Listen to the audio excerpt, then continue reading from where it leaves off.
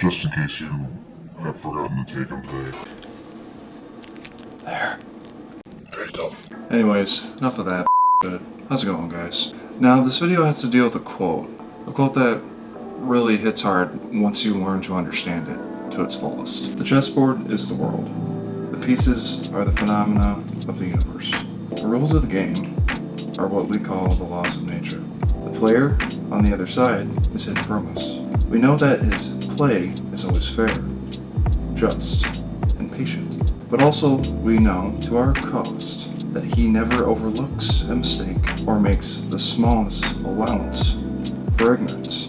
Thomas Henry Huxley. Now, I don't really give a about media bullshit, whatever's stewing in the witch's pot of the world. Something that has come up that it's worth mentioning, definitely in a video, so I'm taking the opportunity. But one of my favorite authors, obviously he's very popular out into the world today, is Jordan Peterson. So obviously I'm talking about the most recent interview we had about whatever some movie director said some villain in a movie she made was about him, and he got very emotional during the description that she foretold he was. Yeah, I'm smirking like I know it all too. I don't know it all. No, I don't. But I do know his work, and I can understand why he broke down. A lot of people can.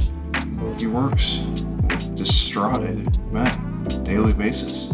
He gets into their psychology. He gets into how they think and why they act the way they do.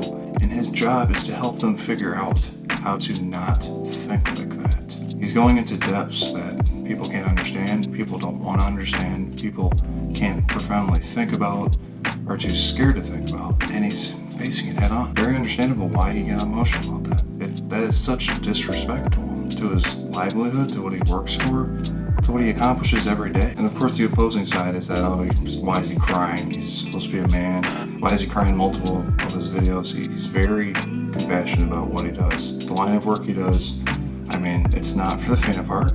It really isn't. It takes a lot of courage, takes a lot of whatever you want to call it, to do what the man does. And the way he presents his stature to the world, very acceptable for the way he acts. Because I can relate very well to how he acts. I act out most likely in the same thing.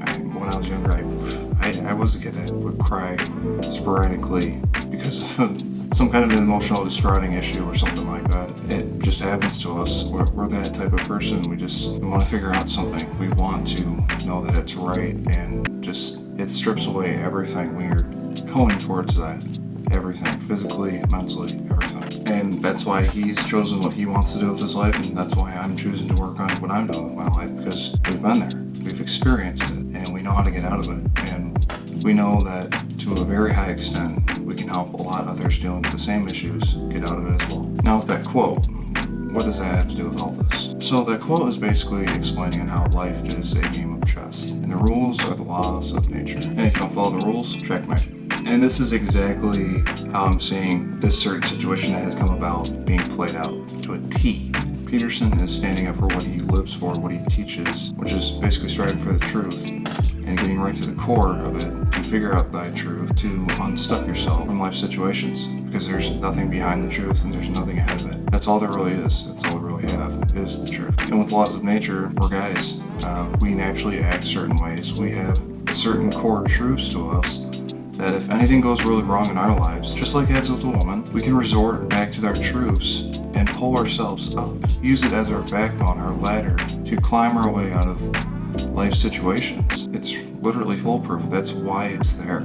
You go towards that, you feel good. That good feeling loosens you up out of the bad feeling and just gets you right back in life. So this misplacement of judgment towards him is just totally out of bounds. It's far from what he really is. And everyone does that with everything. That's what everyone does. And if someone doesn't like something, they'll immediately go right to the edge of, over the hedge of what it's not, but very comparable to what it is, just so they can pish-posh it off. But the person being affected by that, like really affected like that, is just like this example. Say if that person gets a cup of water each day, and each day a person that gives them the water puts a drop of bleach in the water, and they tell that other person to drink it.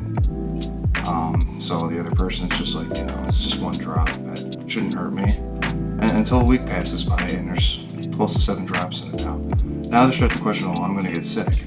But once they oppose them drinking the water, the person giving the water looks at them and says, Oh, you're just trying to go back to your natural ways. Your misogynistic ways of drinking normal water. Bit of an extreme example, but that's exactly it. That certain director who wants to pish-posh off that example towards him. Let's see what happened. Oh, let's say the movie bombed. It's horrible. There's a bunch of stupid controversy, just like everything on the movie set. It's just how it goes. I mean, this kind of gets right to the kind of a main example I have with my style coaching, how I like to coach guys and what I put out for content. It's just what you put into it comes right back to you. So just relax and don't take it so seriously. Don't overthink it. Don't overbear on yourself, because you're just going to get it right back to you. There's a smooth path there. Just relax and walk it. You know, I think that director, she wants a man in a dress, as opposed to an incel man.